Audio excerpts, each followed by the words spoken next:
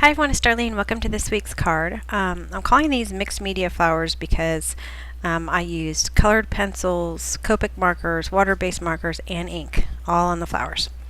So, and I actually cut or die cut these two white pieces out of Spellbinders, and I'm inking one of them in Spiced Marmalade.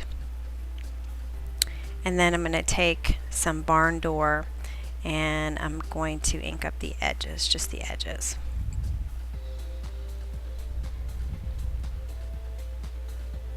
This is actually going to be my card face, and then the other piece I cut out of the same shape is going to be the back of the card.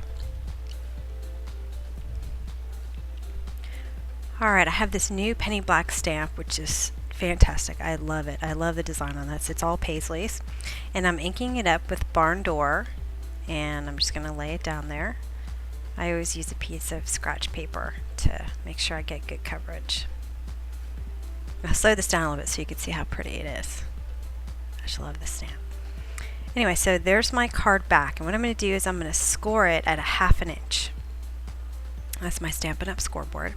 And then I'm going to fold it around a little bit and then apply adhesive and stick it together. And so now my back is going to be, the card base is going to be the back, and it just kind of folds out. So this is the new Stampin' Up! Summer Silhouettes that I just got, and I'm using Bashful Blue ink with this solid silhouette stamp, and I'm just using 2 of the stamps from the set, and I'm just randomly stamping it out.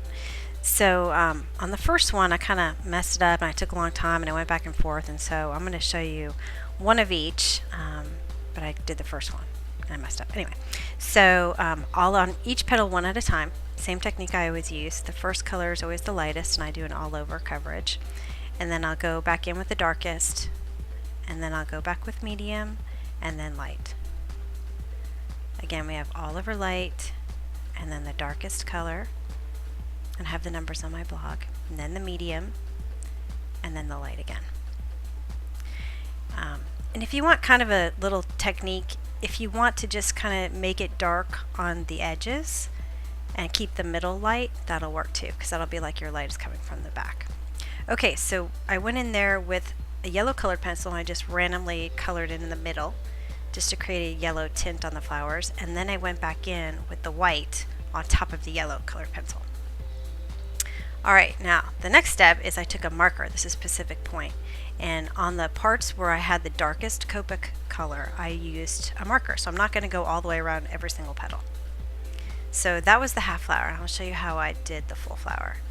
The petals are all the same way. So all over light, and notice I do the dark kind of up the petals a little bit in the center, and then work it up, and then do the medium and back in with the light.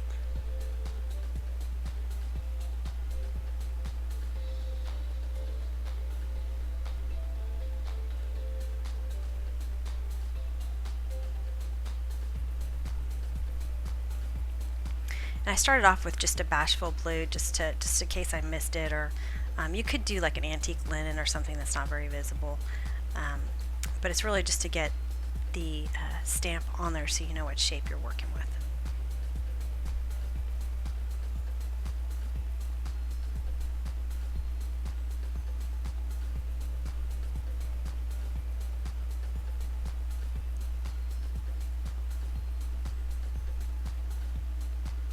You can see the sunlight coming in my windows there. It's a really pretty day.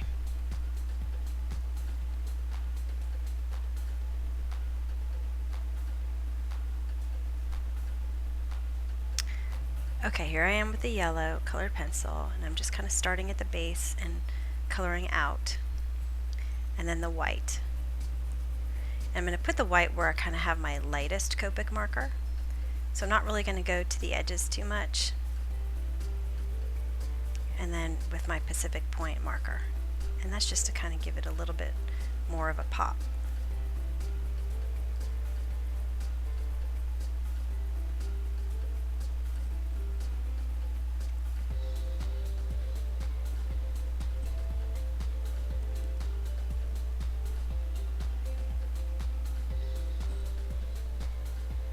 I went back in with my Copic just in case I had a little gap between the flower and my marker, but that's just to fill things in a little.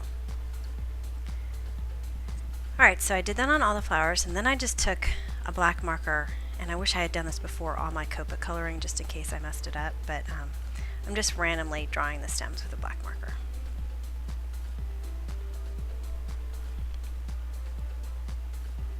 I'm creating a little kind of nub at the top of those ones that are just smaller.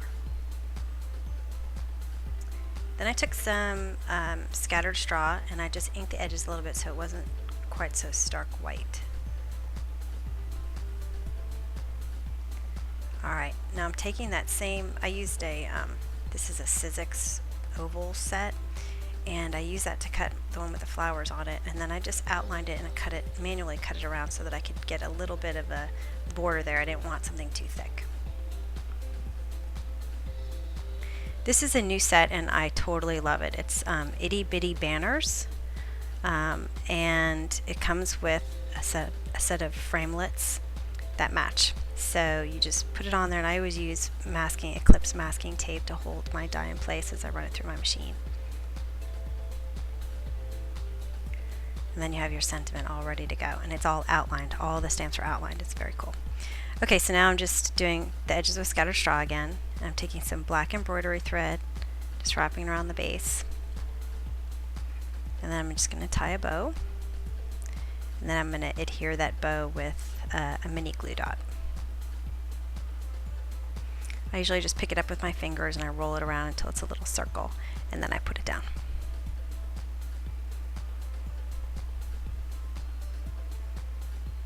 And I'm just going to adhere that to my card base. So my sentiment, I'm just using some foam adhesive to pop it up. I'm kind of sticking underneath that bow.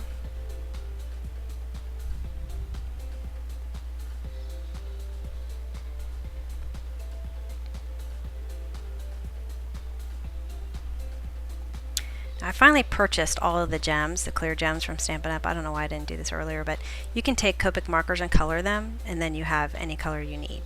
And this set is just like the pearls that I have. It's awesome because it has so many of the same size. Because I always run, usually there's like 3 of one size, and then you run out immediately. So it's very handy. This is Orange Peel Stickles, which I'm putting right in the center.